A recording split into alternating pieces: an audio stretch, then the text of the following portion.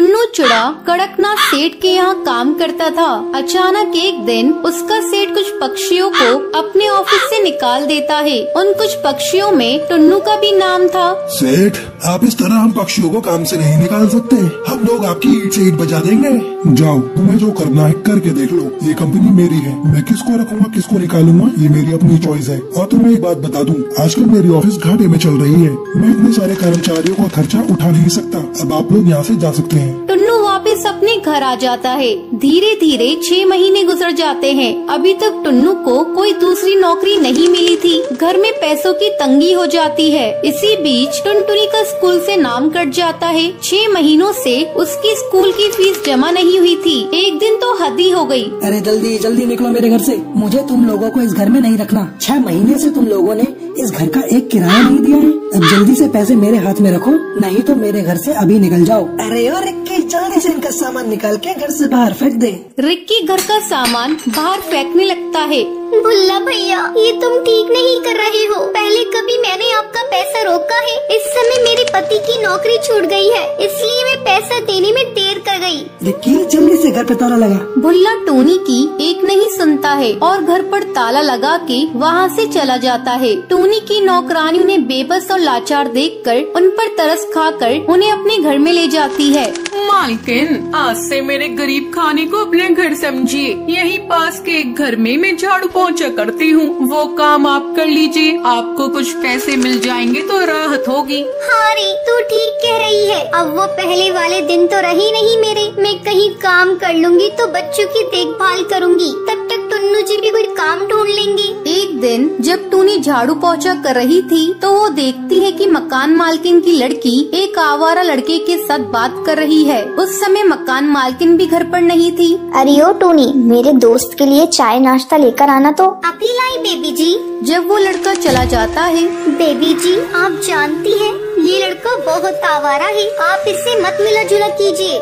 खबरदार जो तुम मेरे मामले में बोली तो। और हाँ, इस बात को मेरी मम्मी को मत बताना, नहीं तो तुम्हारी खैर नहीं। जब शाम को टूनी की मालकिन घर आती है तो बुलबुल टूनी की शिकायत उससे कर देती है। टूनी की मालकिन बिना कुछ सोचे समझे उसे घर से निकाल देती है। तब टूनी टुन्नू से कहती है, सुनो जी, मैं सोच रही हूँ क्यों न ठेले पर ही ढाबा खोल दिया जाए, लेकिन सोच रही हूँ इसके लिए पैसे कहाँ से लाऊं। टूनी, तुम चिंता मत करो, मैंने अपना हवाई मोटर गिरवी रखा था। मैं आज ही उसे जाकर बेच आता हूँ और तुम उस पैसों को लाकर ढाबा खोल लेना। हाँ जी, अगर भगवान ने चाहा तो अपने बुरे दिन जल्दी ही गुजर जाएंगे। आप जल्दी जाइए और जल्दी से पैसे लेकर आइए। टुन्नू अपना हवाई मोटर बेच देता है और उन पैसों से टूनी अपना ढाबा खोल लेती है। टूनी, तुम्हारे हाथ के बने कड़ी और चावल बहुत ही स्वादिष्ट है। आज तक मैंने ऐसे कड़ी और चावल कहीं नहीं खाए। हाँ हाँ बहन, तुम बिल्कुल सही कह रही हो और दाम भी बहुत कम है।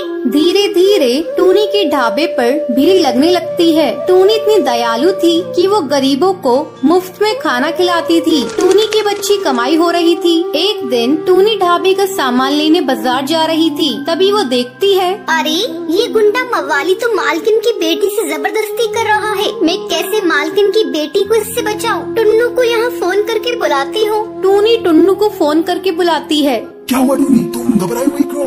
टुन्नू जी, आप ढाबे के पास पीपल वाले पेड़ पर आ जाइए। वहाँ एक गुंडा मालकिन की बेटी से बदतमीजी कर रहा है। साथ में 2-4 पुलिस वालों को लेते आइएगा। टूनी, तुम घबराओ मत, मैं अभी आया। टुन्नू जल्दी इंस्पेक्टर को लेकर वहाँ पहुँच जाता है। इंस्पेक्टर साहब, जल्दी से इस गुंडे को गिरफ्तार कर लीजिए। इंस्पेक्टर जल्दी से उस कालू बदमाश को गिरफ्तार कर लेता है। तब बुलबुल, टूनी बहन मुझे माफ कर दे, मैंने तेरे साथ बहुत बुरा किया था। इतनी देर में बुलबुल की माँ भी वहाँ पहुँच जाती है। टूनी, आज तूने मेरी बेटी को बचाकर बहुत बड़ा उपकार किया है मेरे ऊपर। मैं भी तुम्हारे ऊपर एक उपकार करना चाहती हूँ। मैं अपना कुछ पैसा तुम्हारे ढाबे में लगाना चाहती हूँ। अब तुम एक ढाबे की जगह एक बड़ा होटल खोल लो। टूनी, ना मत कहना, मुझे बड़ी खुशी होगी। मालकिन, आज आपकी वजह से मेरा सपना साकार हुआ है। इस होटल का उद्घाटन आप ही करेंगी। हाँ हाँ टूनी, क्यों नहीं। तुम जैसे नेक और भली चिड़िया की मदद करके मुझे बहुत बड़ी खुशी मिली। अब बिना समय गवाए होटल का उद्घाटन करते हैं। टूनी के अब गरीबी के दिन कट चुके थे। अब वो हंसी खुशी अपने परिवार के साथ जीवन बिताने लगी थी।